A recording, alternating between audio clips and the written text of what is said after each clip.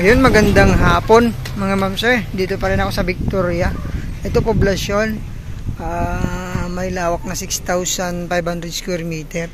Nandyan lang po yung yung palengke. Bayan na mismo dyan. Malapit, makikita nyo sa drone shot natin. Tapos yung mga grocery nandyan na rin. So ito yung property, nakabakod lahat. Ito dati pong kiskisan, rice mill. Ito. Pero hindi na po kasi ibibenta na. Nabenta na rin yung yung ginagamit yung pang rice mill. So may bahay din po to mga ma'am sir. Nakabakod ng buong property. May frontage to na 100 meters. Ito yung gate niya, papasok dyan. Tapos may bahay. Eksakto naman, wala yung pinadlock. Pero yung bahay po medyo aayusin na rin. Tapos mayroon ding lagayan po ng palay doon. Business nila dati, bumibili sila ng palay. Umaabot daw po ng mga 10,000 mahigit yung doon. Yung paglagyan, warehouse ng palay. Paglagyan po ng palay nito. Pasilip ko lang to, corner lot, may daan din po doon. Ayun yung bahay.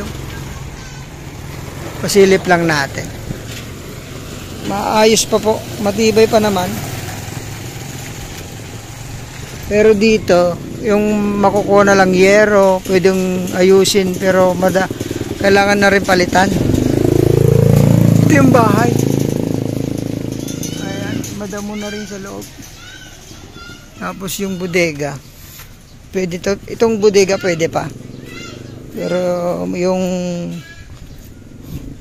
rice mill medyo na, palitin na talaga. Ito yung bodega nila.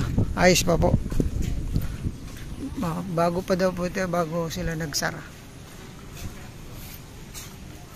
Medyo masukal na po to. Pero pagka nag-color visit kayo, buksan daw po ni seller to. And dito sa Victoria, ito na lang po yung medyo maluwang dito sa bayan po ng Victoria. Lalo na dito sa may bayan mismo ng commercial lot yung ating tinitignan sa property na to. Clean title mga mamse. Tapos nakabakod na rin po ang buong property. So ayusin na lang, lilinisan. Tapos yung bahay pwede pa naman. Ayusin na lang. Ganito po yung loob ng property. Ginamit sa rice mill. And yun yung bahay. Napasukin na lang po natin pagka gusto nyo pong i-visit. Kano 25 million kuya? 25 millions ang price ni seller dito.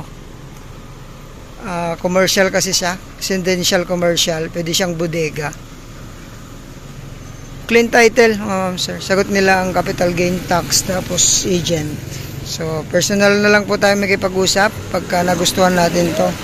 Para sakaling makatawad tayo mga ma'am sir. Ayun po. Maraming salamat po. Bayan po ng Victoria. Tarlac, 6,500 square meter.